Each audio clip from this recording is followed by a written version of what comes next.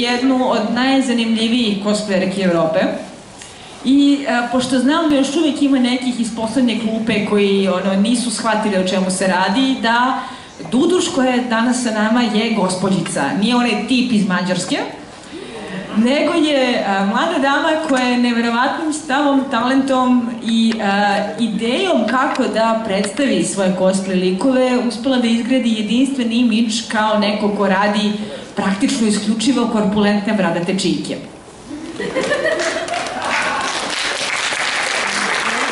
Duduš je večeras tu sa nama i pripremila nam je prezentaciju na svoje dve omiljene teme. Jedno je cosplay, odnosno šta zapravo treba da biste se pretvorili u ubedljivog čiku. A drugo je nešto što mislim da je itekako dragoceno za sve cosplayere i one koji se za to zanimaju u publici, a to je kako da sa veoma ograničenim budžetom, zahvaljujući kreativnim tehnikama, napravimo vrhunski kostim, a za male pare. Tako da bih ja sada njoj prepustila reč i još jedan aplauz za Duduš i dobrodošla u Beograd. Hi. I didn't understand the thing you said, but thank you very much. If I were to repeat anything you just said, I'm so sorry about that. Okay, so hi and welcome to this panel, which is about one's crossplay. Oh, you can see it. It's a miracle. And about using cheaper materials in cosplay. So, let's begin. Okay, so basically everyone knows what crossplay is. Crossplay is basically dressing up as the opposite gender. Now, obviously, I can only talk about one side, because I can't dress up as a female, as an opposite gender. Because I am female, so I can only explain some of the tricks and tips about how to change girls into boys. I mean males. So let's start. So obviously, I don't look like this in real life. I look like this. Oh, sorry, wrong picture. So I look like this, actually, in real life. I know it's hard to believe, but if I remove this, this is what I look like. So the first thing you need to know about crossplay is it's all about attention to details. So the good crossplay is when you can't actually tell the gender of the person, and apparently this is what I'm good at, maybe, unless I talk. Yes, you are very good at that. I just don't have to speak, right? Several people said, oh, the dude from Hungary is awesome. So I'm the dude from Hungary who is actually a chick. An old chick. A ham. Okay, so if you want to, I mean, I'm sorry, gentlemen, but this is not about you. So if you are interested in, if you are girls and you are interested in crossplaying, first you need to know that there are different types of crossplay. Obviously there are the beautiful men who are called bishonen. That is the easiest type for a girl to cosplay. Because most of these beautiful men are drawn very feminine. So obviously it's easy for a girl to do that. Let me show you my latest crossplays. Please, the next picture. So these are 5 of the last cosplays I did, including this one. Obviously it's not there, because it's in person. So these are all me, every single one of them. These are pretty different. I know most of them have facial hair. That helps a lot for women to actually impersonate male characters. But sometimes they don't have that aspect. As you can see, half of my face is covered in hair. So obviously it helps a lot to hide the feminine features. A lot relies on the makeup when you cosplay. You have to strengthen your features. These are all older guys. Obviously they have wrinkles, and they don't have the perfect skin. So actually I don't use a lot of makeup. I just use my bare skin because that's not perfect at all.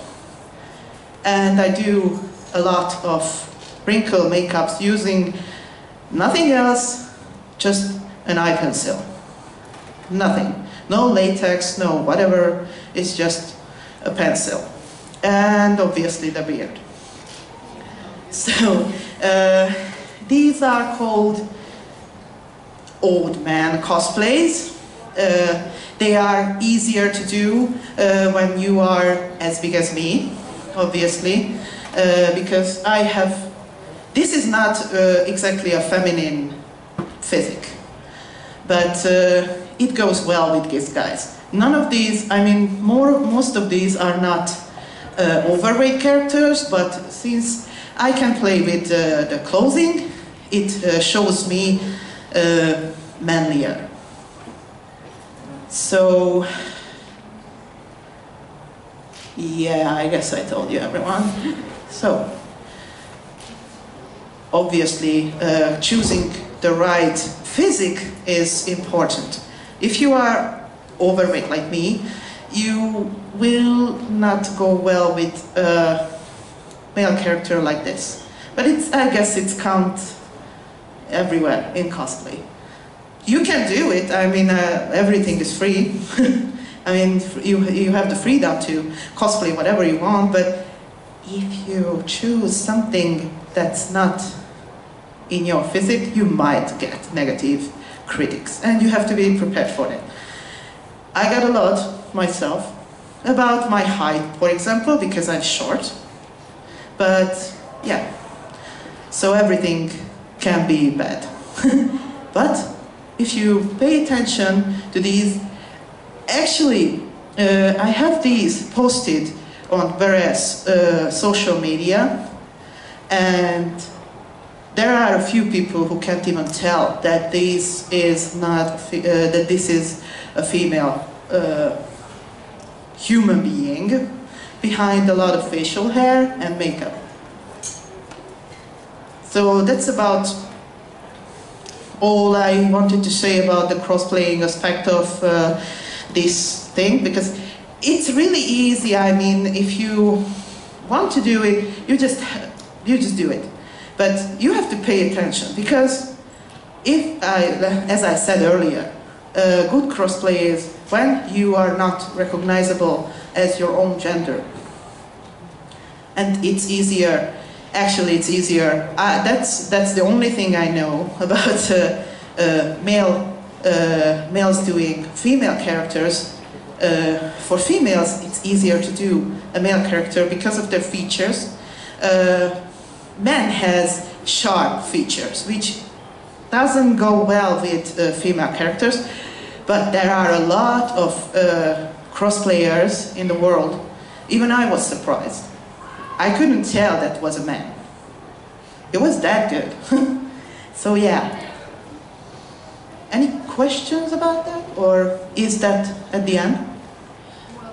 Please, guys, if you have any questions, don't hesitate to raise your hand. I think that this is a very interesting topic, especially since we have a real expert here and somebody who is proficient at this true type of crossplay, like not the two of us binding our boobs and pretending to be Bishonen, but actually passing for a man. Yeah. So, questions? Oh.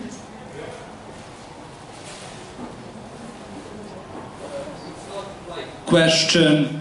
It's not like question, it's more like you are making girl to a man and boy to a man. Well, yeah. Okay. These are not boys. These are older characters. Obviously, I can't do a young version. A young boy, because I'm not young myself. Duduš, please, you're still younger than me. I will not comment on this. I'm sorry. Two questions here. Number one, who's that boychik on the upper middle picture? Boychik? Once, I'm sorry, I didn't hear that. Upper middle picture, I can't quite see it, it's kind of dark. Oh yeah, because it's, yeah, it has to be photographed in a shooting environment. Do you know One Piece? Oh, but of course, Akaido here. That's Magellan right there. Akaido. So that was actually photographed in a basement where it was pretty dark because he is a chief warden at the prison. For those who don't know, that's a demon type character in One Piece, and he is a chief warden, so it has to be photographed in a dark place. So I'm sorry, I didn't know it will be that dark. No, it's cool. Just over. I'm kind of disappointed because I expected you to be the Sultan from Aladdin today. It's going to be tomorrow. Fine, maybe? Well, I'm sorry. I know I got a lot of people confused, but actually I thought I was coming down with a cold this morning, and I was afraid to wear. That is not more lighter than this. I mean, it's warm, but this is my warmest costume, and I was afraid I will be cold. So this is why I decided to wear this one. But he will come tomorrow, okay? Okay. More questions, or we can continue? Can I ask a question? Please. I wanted to ask about the boobs, since you said you didn't talk about the boobs and women and corset boobs. The wonderful boobs.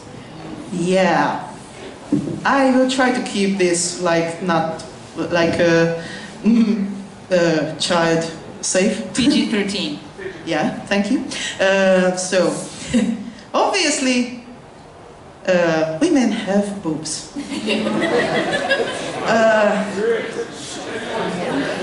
And in crossplay,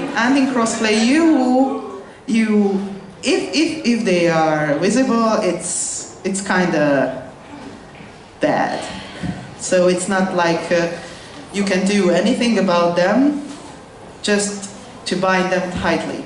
So obviously it's pretty dangerous for women sometimes, because I know a lot of friends of mine are using very tight binders, and there is obviously a limit of the size that can be. Obviously the binding won't remove them, they just get pressed like really heavily, and you have to be careful about that, ladies, because it will cause damage.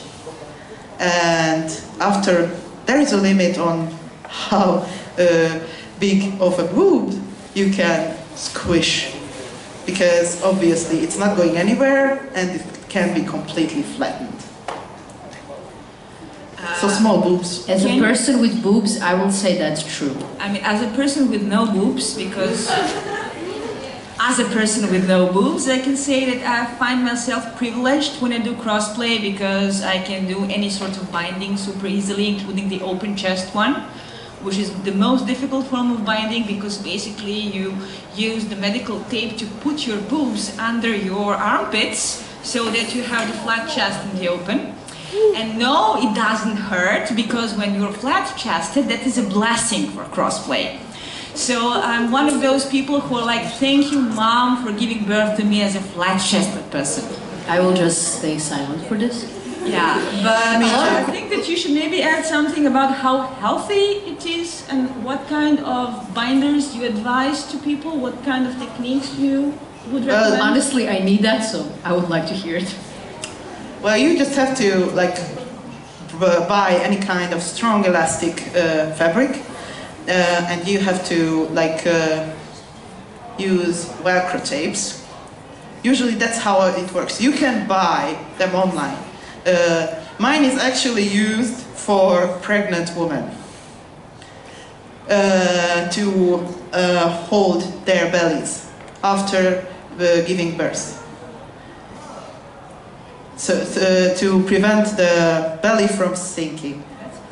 Okay, we went in a pretty weird direction here, but yeah. So I have another one, which is basically an elastic fabric, and it has Velcro tape, like very in a very wide manner sewn on it, and it holds. But you need help to tighten it, because you obviously can't reach all the way. But there are binders on the internet which use like a small vest. It's obviously not good for open-chested characters, but there are a lot of tricks. But I don't plan to do any open-chested characters. I get the question a lot when people see me do open-chested characters, because really my boobs are nowhere to be seen. And they ask me how I do that, and I go like, I'm born with an AAA cup. Yeah, and then she says, oh, if you want to ask anybody about binding, go over to Cherry, because she has big boobs. But this is actually a good opportunity to discuss the issue of boobs, which is apparently something that is bothering us a lot in crossplay, because it hurts when you bind it too much. Well, the bigger it is, the more impossible the crossplay becomes. So in that case, do you recommend to maybe invest in a proper binder that can be bought online, that is safe to use and that actually does the trick? Well, I wouldn't say that all binders are safe, or is there a safe binder? Because if you look at it, you are squishing something very important to women, and it can cause real damage. So, yeah, that's why the bigger the boob, the bigger the pain. So it will be painful.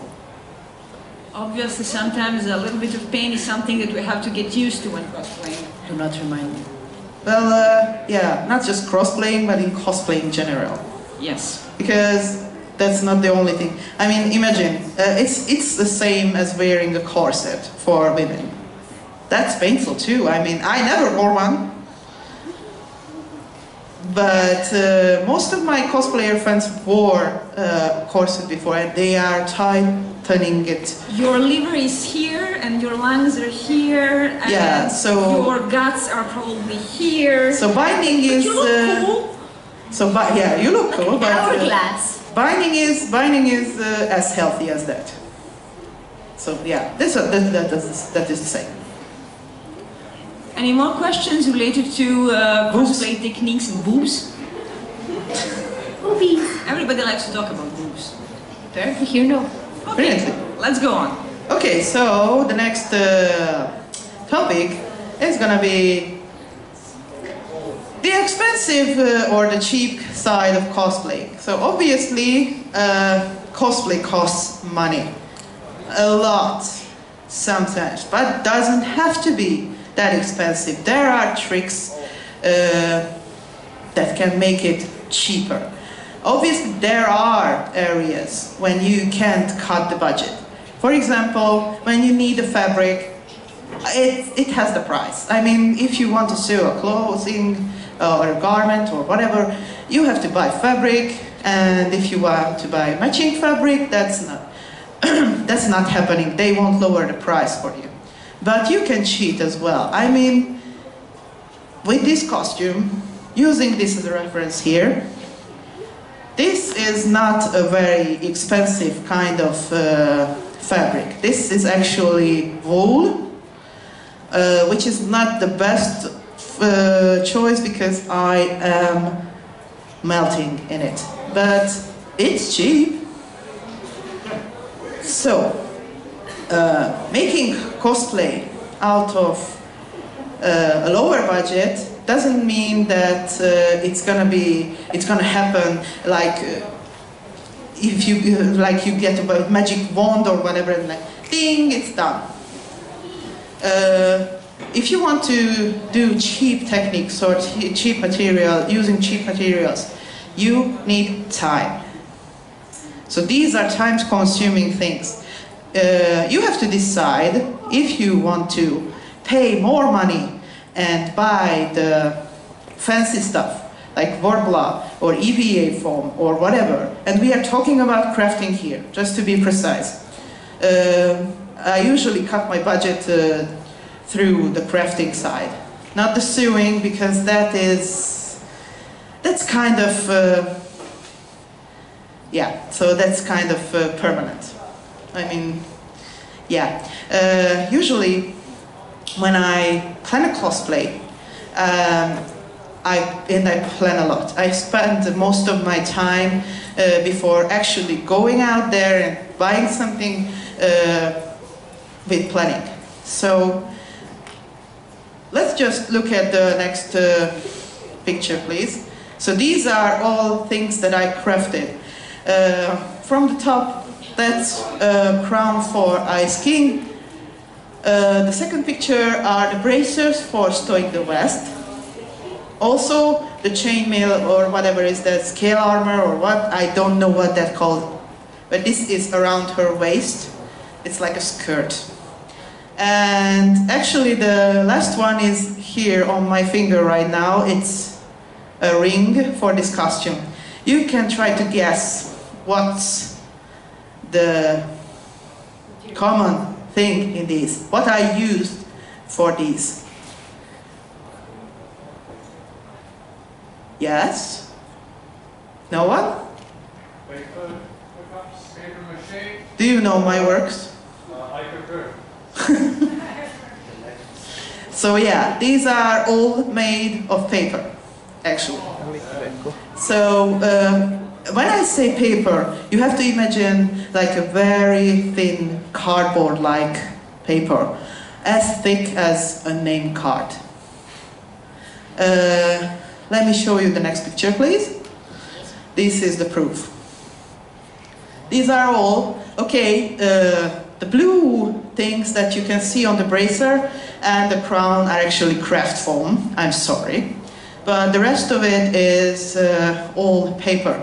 The top right picture actually shows the technique I always use when I use paper for crafting. It's layered.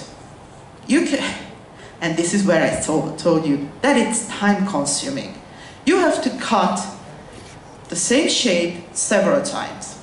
Those diamond-shaped things you saw in the previous picture, there are 420 pieces of them.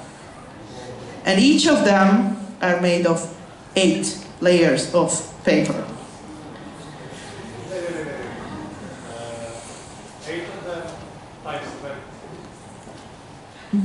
8 layers times 420? Yes. Yes, there you go. Yes. I'm not good at math, so if you want to count how many times I cut this diamond shape, go ahead. I really don't want to know. So it's a lot. So these are all cut separately, glued together, like finishing touches, used wood glue.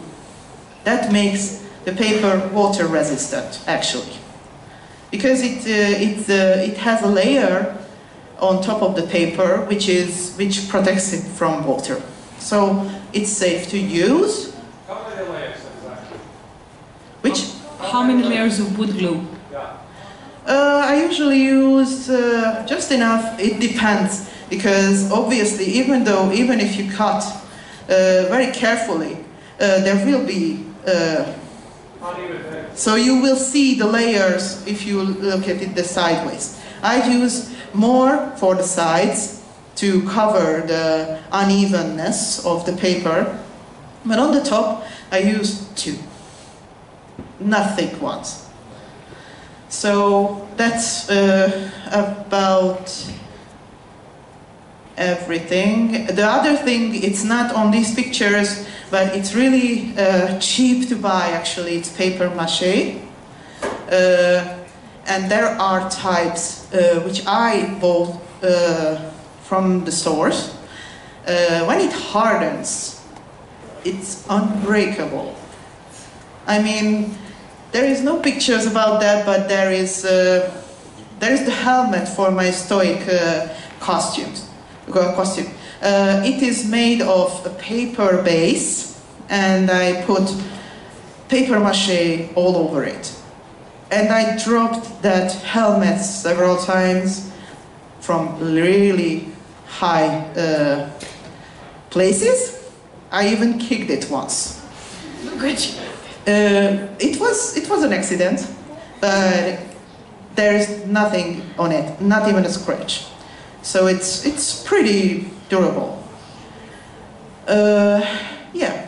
So this is basically how I use paper to my advantage. It's really cheap. I mean, you can do this out of formula or EVA foam, but this is like, these come in a sheet as big as a jumbo size Worbla, like almost 1 meter wide and tall, and they are like, I can't even tell how much is that in euros. It's not even half a euro or I have a question to our audience, and not to the people who are regular on our cosplay workshop, because they know the answer. It's a question for the rest of you. Do you guys know what is Worbla? Yeah. Oh, I'm sorry. The magical crafting material for cosplay. You can make anything out of it. It's the staple of crafting everywhere in the West, and it costs like $80 per square meter. It costs one of your kidneys, say that. Yes. And the sacrifice of your firstborn. The thing with Worbla is that, as Duduš is saying, on one hand, if you know how to work with it, because that's the first step with every craft. Oh yeah, I skipped you that, I'm know sorry. how to work with the material. You can actually save a lot of time, because Worbla does offer sometimes keeping techniques that will allow you to complete your costume in a matter of days in comparison to a matter of weeks. Well, it's good to use. I mean, I'm not against these type of materials. Personally, I can't afford them. That's the main reason I don't use Worbla, because it's too expensive for me. I can make a full costume out of the price of a jumbo Worbla sheet. Like, yeah, with this technique. Don't worry, it's the same here. The thing here is that we do not have access to Worbla. But even if you had, it's expensive. Too expensive for our level of average income, for the level of money that people here can afford to invest into cosplay as a hobby. Yeah. So the thing is that it's very useful to learn more about the techniques, such as the one that you're describing with cardboard paper and with wood glue, and also with EVA foam and other stuff that allows you to make quality, cheaper costumes. But then it's the issue of skill and time versus beginner level and money. Yeah. It's basically a matter of experience in the end.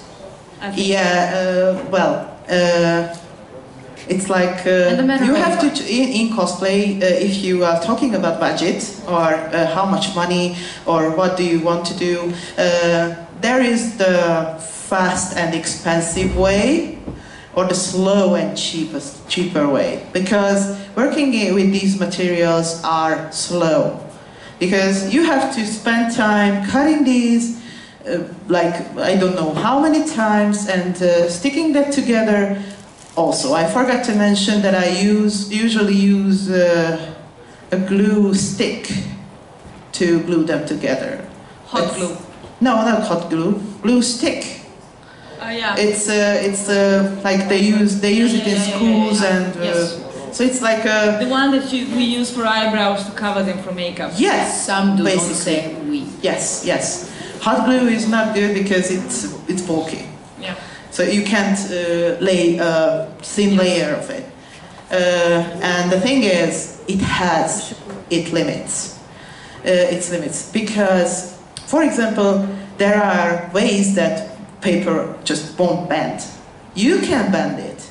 I mean, the best pictures are the three on the top one, the left bottom one, and the left right one. It can't be bent, but For example, if you want to make a breastplate which has like boob cups, paper does not bend that way. You can like use pepakura. You know pepakura? You know pepakura? To achieve the curvy shape. Just a second for those of you who are looking at me blankly.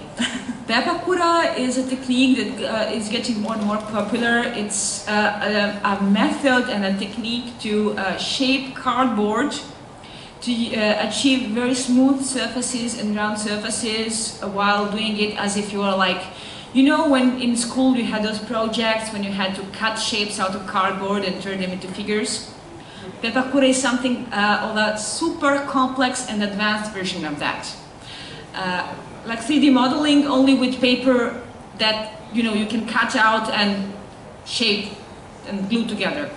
Pepakura is another technique which is the staple of cosplay abroad, because a lot of armor parts, especially concerning, let's say, some popular superhero cosplays like an Iron Man costume, that's pretty costume, popular. Iron Man, Batman.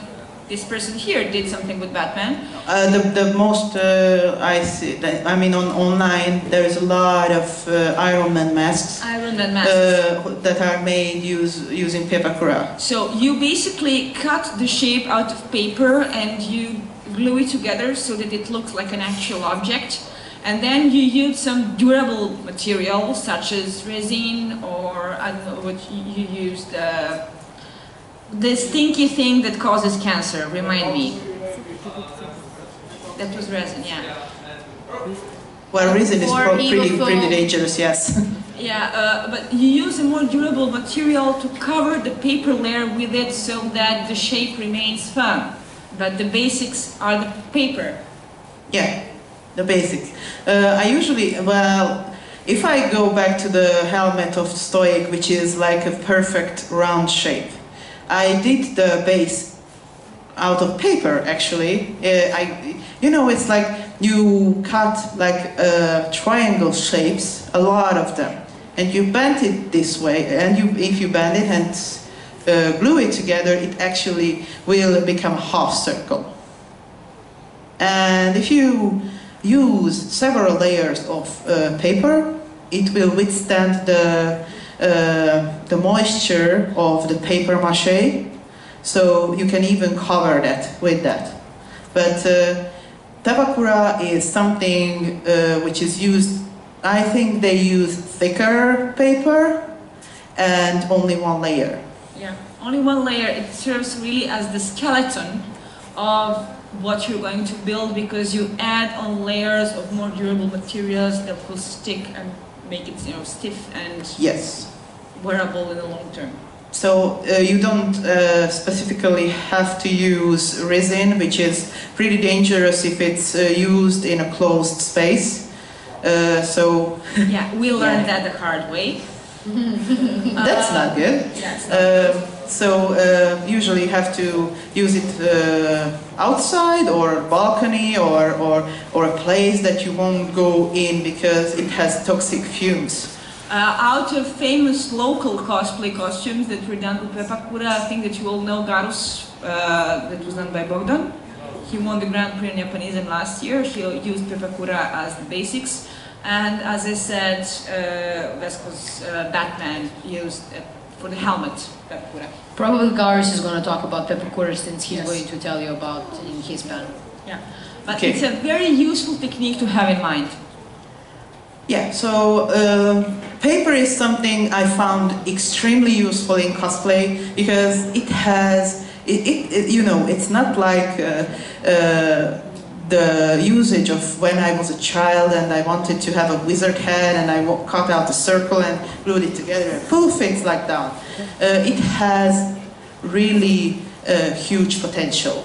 You just have to learn how to use it, I guess. But that's the same with every material. It's not like if you buy Verbla or whatever fancy material and you can create a good cosplay just because it's Verbla. You have to learn how to use that.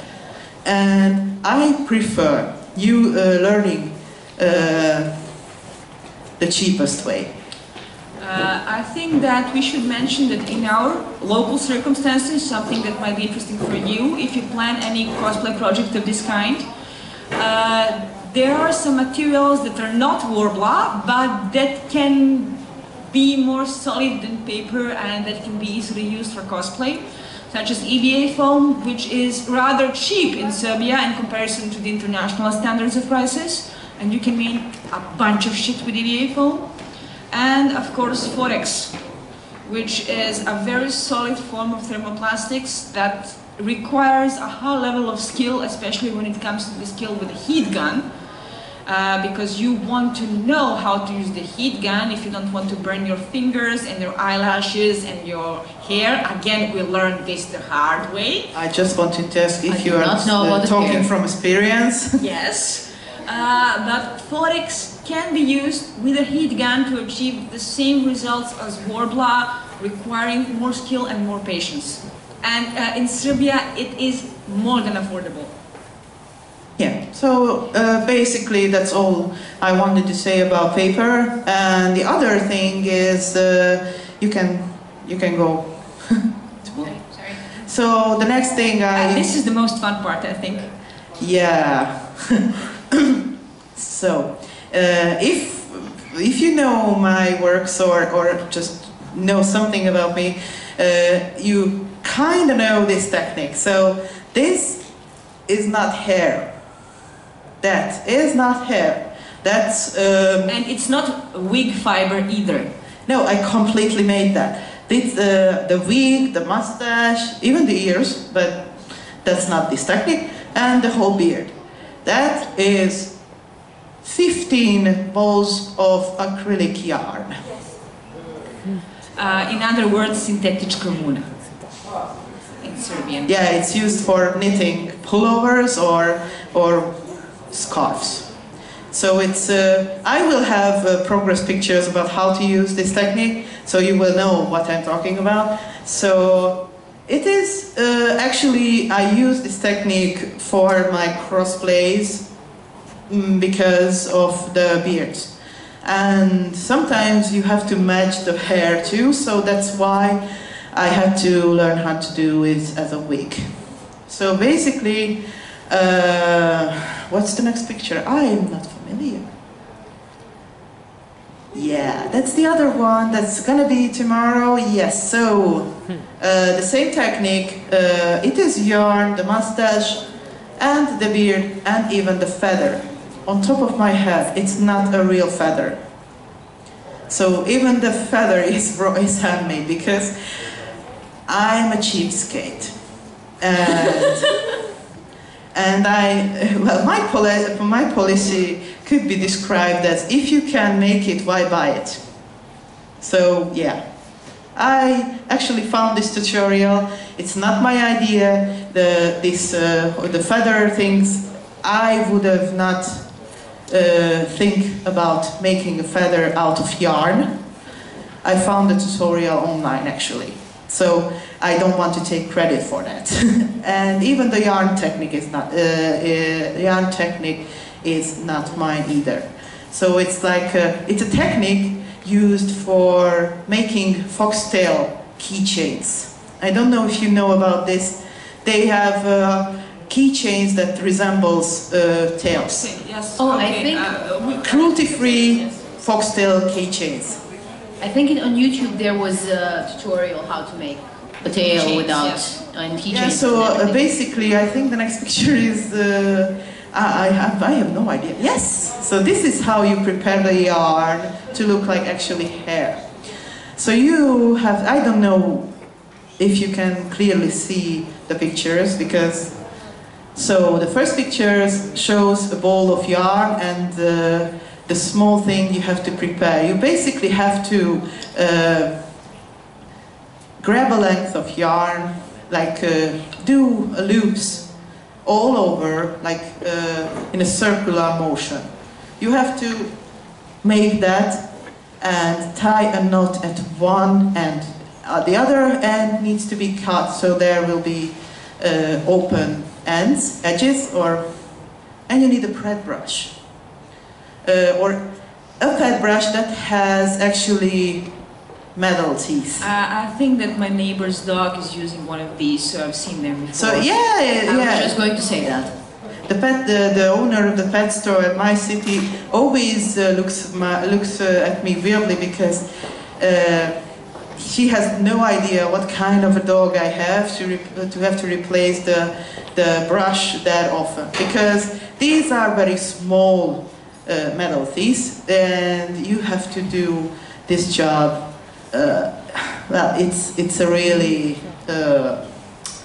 tiring job. You have to do it fiercely, because brushing the yarn is not like brushing hair. You obviously have to open every strain. Thank you. So you have to open every piece of that, and until you reach the state of the false picture. And that is a wavy yarn. Of course, it was tied, not tied, I mean it was twisted at the factory, so it has a natural curliness. So that's where you use a hair straightener. I never used a hair straightener on my hair before, only this. And after you reach this state, you have to make like a few hundred more, and you can start applying to a base. I have to mention that the one you see on my face now is made with this technique too. You can see it up close if you want to after the panel, I guess. I can show you even the ring, so you can see the paper technique working. The next picture will be about how to make actual wefts out of yarn for wigs. These are the same as every, you know, if you ever sew a wig, it includes a lot of straight wefts. Soon on it, you just need a wig base, and you can sew, no, not sew, glue, because these are not sewing resistant. You can't sew it on because it will tear. Actually, I used, so this is basically the technique of how to make wefts. I think it's pretty clear. You have to cut the knot off, spread the, the yarn. You have to put a tape on it very strongly, so it has to be holding the thing down. And you have to use, once again, wood glue on the ends that will, if dry, will hold them together. And if it looks like what I have on the 7th picture, you can just cut off and it will be straight. The disadvantage of using yarn, because it has a limited length. This is the longest it can be. You can make it longer, but you have to brush every single piece of yarn separately. You will get a long one, but that's where it's not worth it. That is too long and too much work. So maybe you can. Yes. So this is how the beard actually looks like when it's being built. You basically have to cut the shape of the beard out of a matching colored fabric. You have to cut them, I mean, you have to cut it like across the, I mean, this horizontally? Yes, horizontally you have to cut it. Do not cut the edge, because it will fall off, obviously. And I actually used 2 pieces of fabric sewn together, because it will go, the knot will go under the first layer of fabric, and this is how you hide the knots of the yarn things. I don't know how to call them.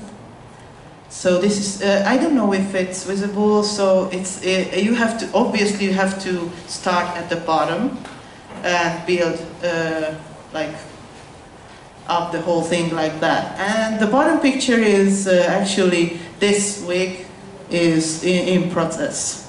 How much time did it take? This one? Yes. Well, the longest time is brushing the yarn. I mean, preparing the yarn, brushing it, and you never know how much you need until you actually start building it. Because even I can't count how much I will need. And between when you started working on it and it was finished and wearable, how much time did it take? This one, yes, this one here, took me a month. And the most ambitious project? That was Stoic. Yes. I worked on it the whole last summer. I mean, no, not the last, the previous. Like 3 or 4 months, yes. Okay, wow. So if you have patience, you can do this. Yeah, so using cheap techniques requires time and patience, I guess.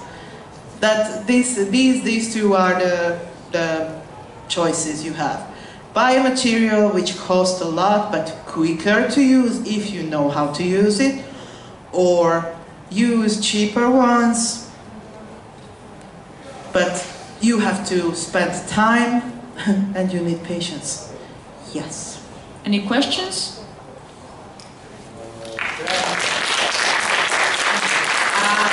Question time.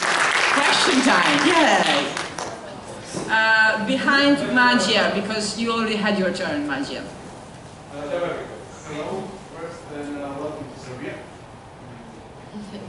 Is the microphone on? I can hear you. 1, 2, 3. Oh, okay. First, welcome to Serbia. Welcome Thank to you. Chibicon. About your beards. Yes. You use yarn. Okay. Yes. How you finished to hide the seams? To hide the seams, you have to go around, and basically the bottom part of this looks really messy because it touches my body. It has my sweat, so I usually don't really pay attention to the bottom parts because they won't be visible and they will be messy even if you do it nicely. I tried my Stoic costume. My Stoic beard is flawless. It's beautiful until I wear it, because it has, like, you know, it's getting tangled. Yeah, it is getting tangled. It's the same as hair, I guess. And you can brush it. It's not that difficult to brush yarn. So basically, you just go around to hide the seams. Or do you talk about this seam I have on my Yes, face? about that Oh, seam this under one. the lips. Yeah, so actually it is folded over to the back of the beard. So this is actually The back side Yeah. of the beard.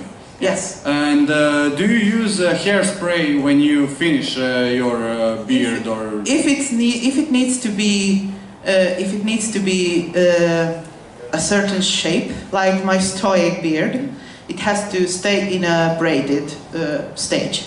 I used like the got-to-be spray, which is really good at holding the shapes, but it didn't go well. So every time I wear that beard, I have to rebraid everything because it slips out. It gets messy. Yes. It's not wonderful. I mean, it's not a miraculous beard. You have to brush it every time you wear it, after and before, because it gets messy. Okay, and last question. What kind of fabric do you use for a beard and for wigs? Do you use some stretchy material or sturdy? It doesn't matter actually, because it will be hidden. I will recommend using a thicker kind of fabric, because if it's too thin, it will tear easily. Okay, I forgot to tell you that the yarn you need to use for this can't be wool, because wool tears easily. This is 100% acrylic yarn, which is fully synthetic, so it's hot. But wool would be hot too. So, yeah.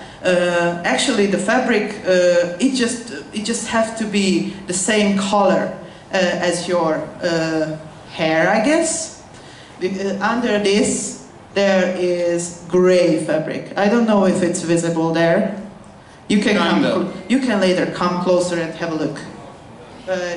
I have gray fabric here, and this is where I use a hot glue actually, because it is glued on with hot glue. Because that's the quickest. You need to be quick with this. More questions? So many questions. The paper armor from the stoic, is it heavy? Because from any glue and the paper? No, it's not. It does not weigh a lot. No. Actually, putting together many layers of paper does sound it is heavy, but it's not. I mean, the paper itself is not heavy. So even if, and these are not thick paper we are talking about, but it depends on if you need a very thick kind of something, armor, it will become heavy as the layers number increase. So, but I'm sorry, but the only thing I can give it to you to check is my ring, because that's the only thing I have here. But you can just come here and check it. It basically it doesn't have any weight. Thank you. I think there was a question here. Right? And then here. I mean, it's all nice that you're talking about making the costumes and the beard, but when it comes to shoes, do you just buy a regular pair at the store and remodel it yourself? And if you do, how do you do it? Okay, you just pinpointed my one of my weakest aspects. Sewing is not my forte. I am really bad at sewing. So basically, I have an old boot. Boots I use for most of these. For example, this one I have on right now. This is my cosplay boots. These are my cosplay boots. I use the same for stoic. I just switch the shoe cover on it. So basically, I don't know if I'm the right person to tell you about how to make a good boot cover, because I just try not to do a bad job with it. Basically, it's I do it the way I saw on the internet. Basically, cover my whole feet in what is that called? Full pack, like the one which is transparent. Plastic foil. Plastic foil, yes. Yeah. That's it's used in the kitchen. I know. So you have to wrap your leg with that. Use some kind of tape on it, because it won't stay that way, and draw the pattern on how to cut it. Basically, it's a similar technique on how to take your blueprint for the armor. Yeah, I did that for Isabella's shoes that are really high. We also did that technique on our cosplay workshop. You wrap a person in plastic foil or in cellophane, then you add layers of duct tape upon that. And when you cut them out of that and you sort of flatten the model, you actually see how the armor takes shape, and you see how to cut it from any material that is more solid. Yeah, you have to actually be careful about the curves a shoe have. So you have to make like cut along some lines, or use elastic fabric. But some type of costumes do not allow you using like spandex or whatever. For example, these are what are these called? I don't know what the fabric is called, but it's difficult to name the fabrics in foreign languages. Yes. Give us tell, for example, a character that needs that kind of fabric. Maybe we can. Well, it's a rougher. I mean, it's a rough kind of. It's not a leather or pleather. Latex. Latex. No. Forget suit. Sweet. Yes, that's sweet. Yes. So these are made of that fabric because this character. It does not look good with spandex shoes. But there are some characters, if you can find like boots or shoes that are exactly what you need, I mean the shape, the style, is just a wrong color or or need to be decorated, you can use that. I mean spandex, I mean elastic materials. There was this question here. I can, but we prefer using the mic because we want peace and order. Thank you. Yes. Okay. So I was wondering if you ever tried dyeing the wool. I mean, I've seen some techniques on the internet where people would just take, make something, whether it wasn't exactly a beard, but maybe a tail. And then they use some sort of acrylic dye, I think, to, color it in different shades. Actually, there are a lot of color types in yarns. So basically, you can find what you need in stores. So basically, most of the times you don't need to dye it. But actually, I had to dye yarn just recently. For my sultan costume, the feather was originally white. And I have to make it a turquoise color, which I didn't find a matching color yarn. And I dyed it using acrylic paints and water. So you have to water down the acrylics and just spread it all over. It's not the nicest way to dye it, because it has a rough finish. So you will lose the softness of the yarn in the end. But I think you can actually get some pretty interesting results with that, with maybe just some details, or they can be added that way. I mean, tomorrow that feather will be here, so you can watch it up close. It could be better. I mean, it's not the best way to dye yarn, but there are very few dyes that actually works on acrylic. Mostly acrylic paints itself. So dye it with that. Thank you. More questions? We can give Mađi the last question. The last question, yes.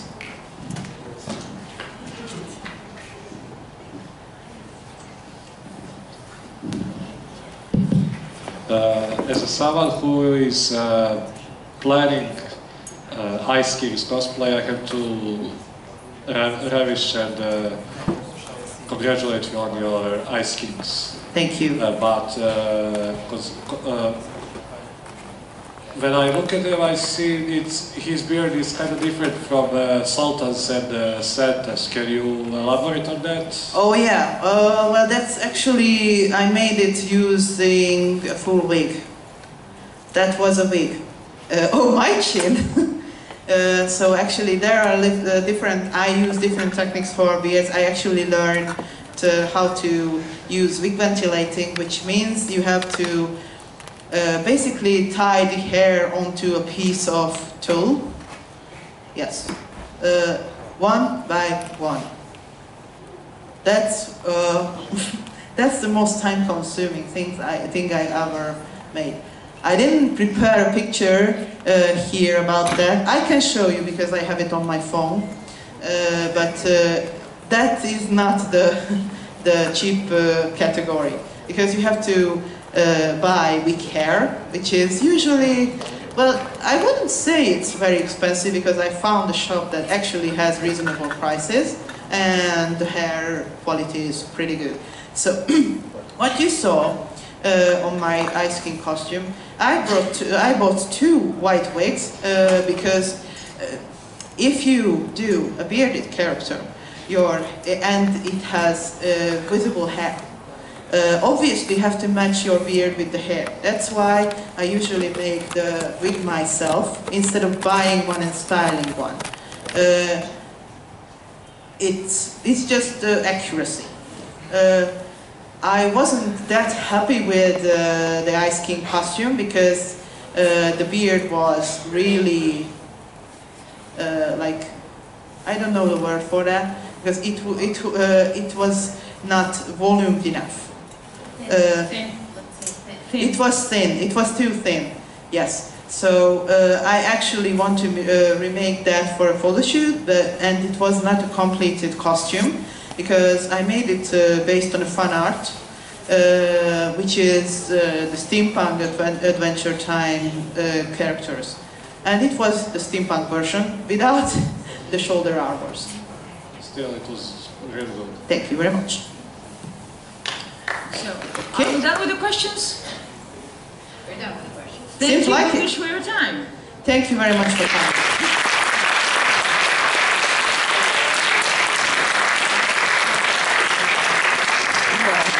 Remember, you can see Duduš here tomorrow as well, and she will be here judging, so I'm sure that you will come to see the costume and to spend some more time.